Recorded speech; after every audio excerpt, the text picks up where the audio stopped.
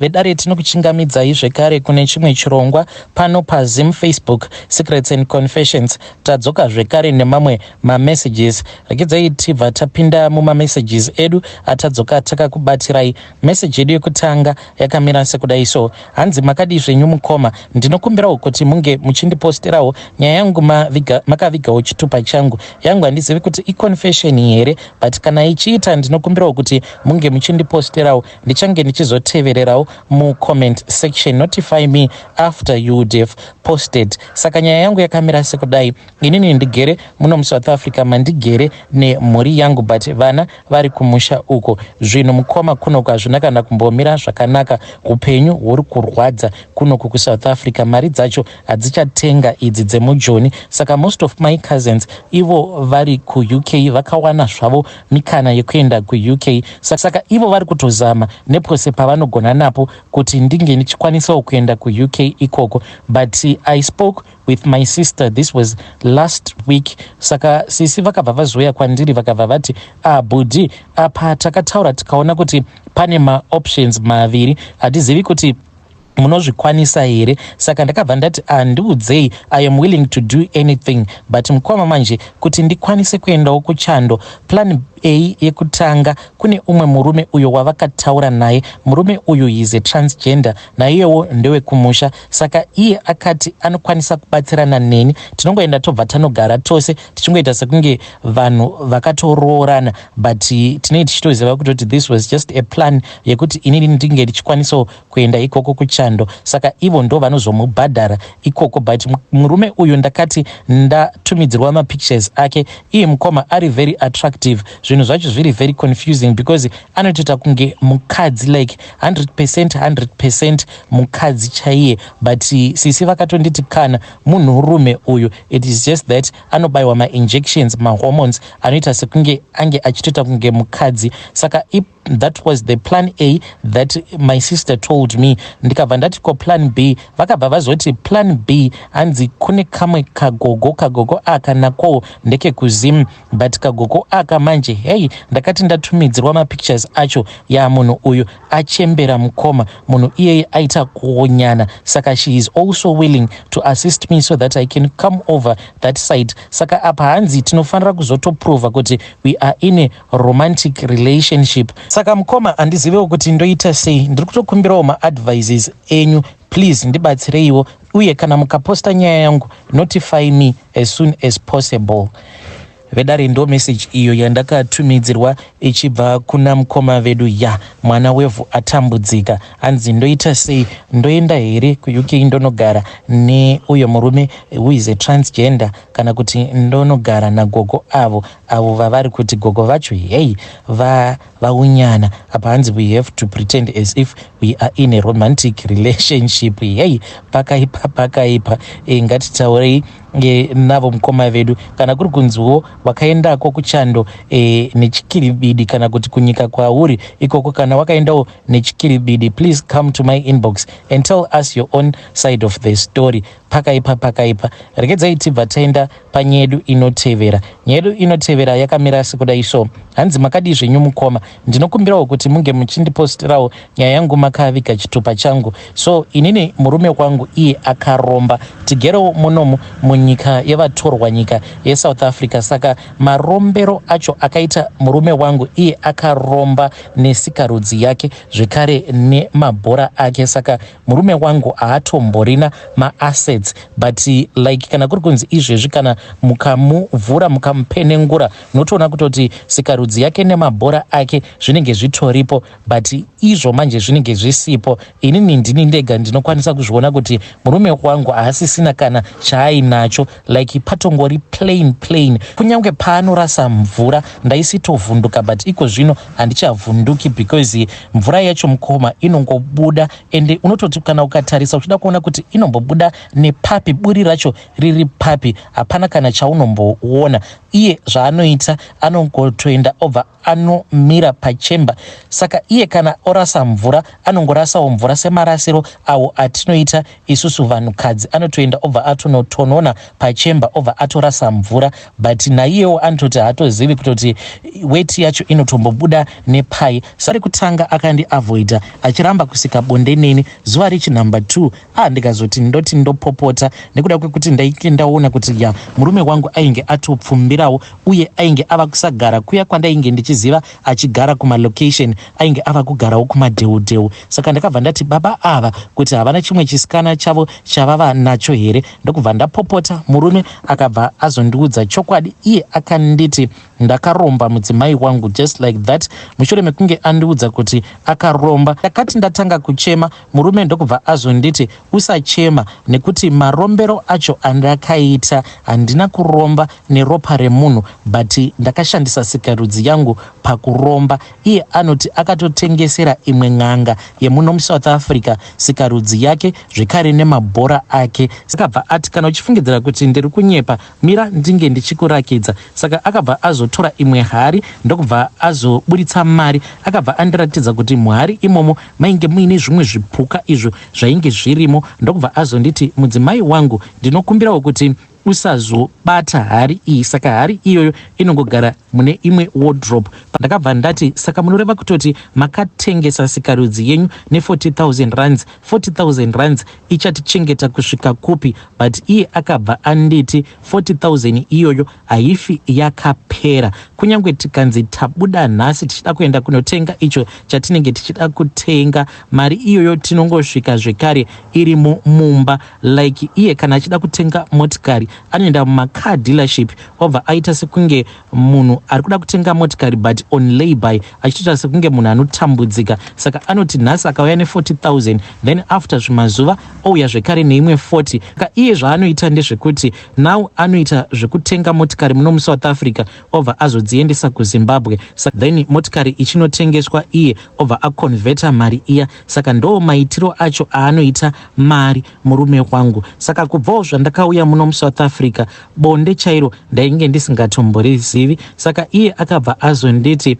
aiwa sezvo iwewe ndava kusakwanisa kukugutsa, ndava kusakwanisa kukupa bonde zvachose, chimira tinge tichitsvaka mukomana webasa. Saka takabva tazotsvaka mukomana webasa. Takatanga tatsvaka umwe mukomana wekuzimu ainge akaita wechidiki, but usiku hwacho patakazomuka tichida kuti tinge tichimugadzira, mweya wake wakabva watiza because murume akatondimutsa akabva ati madam mukai tinge tichienda kunomugadzira. Ndokubva tatobuda mumba tikabva tazoenda kuback because ndokune karoom kacho ako kanogara gadhina wedu. Takati tasvika kuya dhoo rakatongovhurika roga. Murume akabva andibata ruoko akabva ati usatya. Takabva tazopinda muroom maya mainge makarara mukomana uya wekuzimu. Then iye murume wangu akabva azoenda ndokubva anopfugama padhuze nemubhedha akabva azotanga kutaura zvaainge achitaura. Ainge achida kuti mweya wemukomana uya unge uchipinda muhari imomo umo munogara mari iya, but mweya wemukomana uya wakabva wazobuda mubhodhi make mukomana iye uchiratidza kuti wainge uine simba. Ndokubva wazokurira murume wangu ukabva wazongonyangarika. Saka murume paakamuka akabva azoti zvaramba ndikufanira kuti ndinge ndichimudzinga basa. Saka mangwana acho akamuka asipo murume wangu. Ndokubva aita sekunge ainge aenda kubasa, but akabva azokasika kudzoka. Ndokubva azobata gadhina uyu ari pafoni akabva ati ndozvandinokubhadharira here zvekuti uswere uri paWhatsApp. Ndokubva atomudzinga basa, but chokwadi ndechekuti takamudzingira basa nekuda kwekuti tainge tatadza kumushandisa. Ndo patakabva tazotsvaka zvekare umwe murume, but takabva tazosangana nevamwe baba avo vainge vatori desperate vachitotsvakawo basa. Baba ava ndeve kuMalawi. Ivavo takatongovahwina from the very first day because vainge vachingonditarisa neziso riya rainge rakazara ruchiva. Ende takazoti tasvika pamba murume akabva azonditi ndinge ndichipfeka hembe dzinobata. Mukoma, I was feeling very uncomfortable because handisi munhu uya anofarira kupfeka hembe dzinobata, but ndakabva ndazopfeka hembe dzainge dziri too tight. Murume ndokubva abuda. Ndainge ndichingotenderera panze ndichingokotama ndichiita sekunge munhu ari kutaura nemafriends ake pafoni. Baba vaya vaiti vachitimbirira mumaflower beds vaingoita vachicheuka vachinditarira. Ndikabva ndatoziva kutoti apa ndainge ndahwina. Ndakazomirira akamirira murume kuti ange achidzoka. Usiku hwacho ihwohwo takabva tazoenda kurumu kwavo baba ava, ndokubva tatongosvika paya door ndokubva ratongovhurika. Murume wangu akabva aita zviya zvaainge akamboita kumukomana uya wekuzimu, abva atanga kuita izvo zvaainge akaita pamukomana uya wekuzimu akamukonewa. Murume wangu akati achiita mhiko dzake, ndikabva ndatonzwa achitanga kuseka achiti zvaita mukadzi wangu, zvako zvaita. Saka ndakabva ndazviona mweya wavo baba ivavo, mweya wavo wakabuda mumuviri mavo nekumakumbo uko, wakaita kunge mhute, ndokubva wazonopinda muhari muya. Murume akabva akwidibira, same time akati akwidibira akabva afambisa achibuda panze, ndokubva ndamutevera.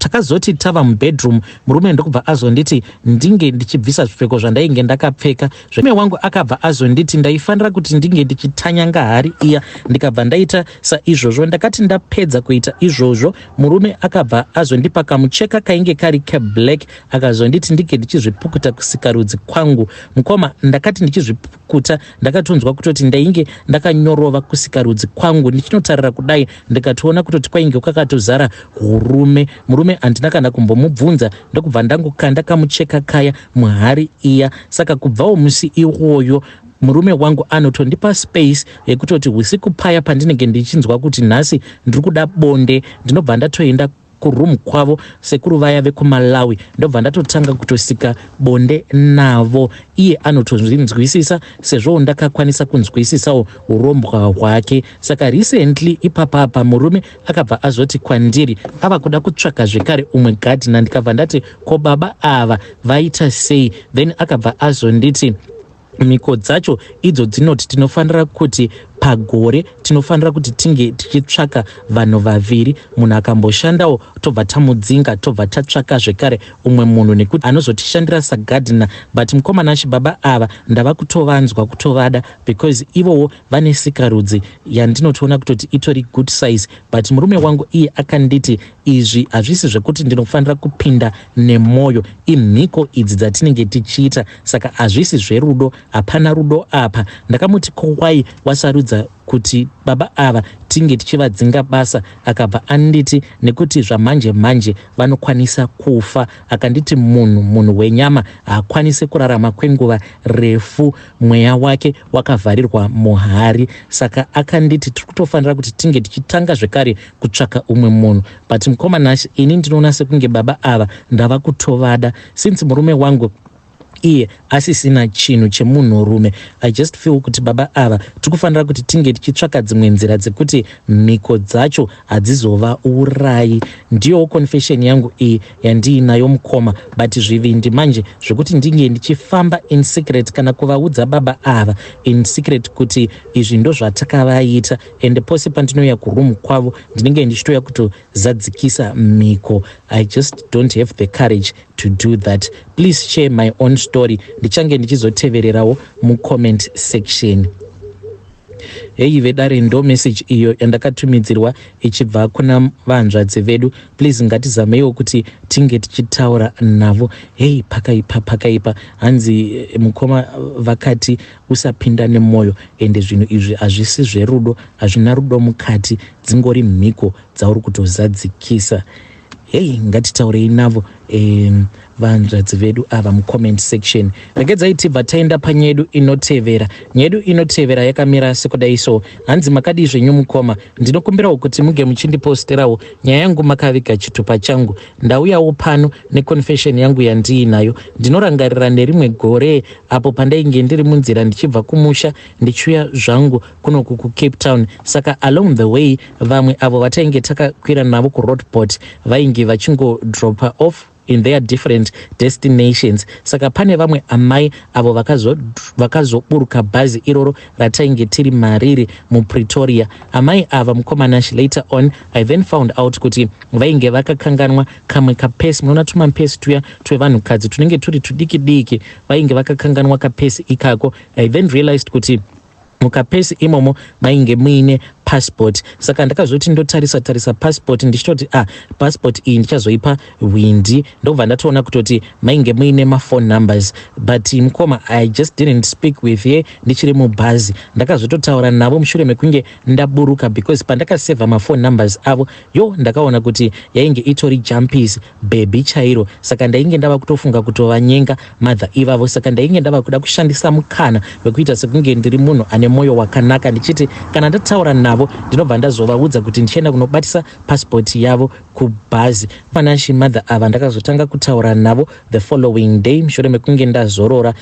Munhu ndikabva ndamuudza kuti naiweko zvandakanhonga passport yako. Munhu akabva ati thank you, ndinokumbirawo kuti munge muchienda kunobatisa passport yangu kubhazi. But ndakabva ndazovaudza kuti ndainge ndichivada, vakabva vandiramba, vakabva vanditi ivo vainge vaine murume. Ndikati kana uine murume paribo chindibhadhara.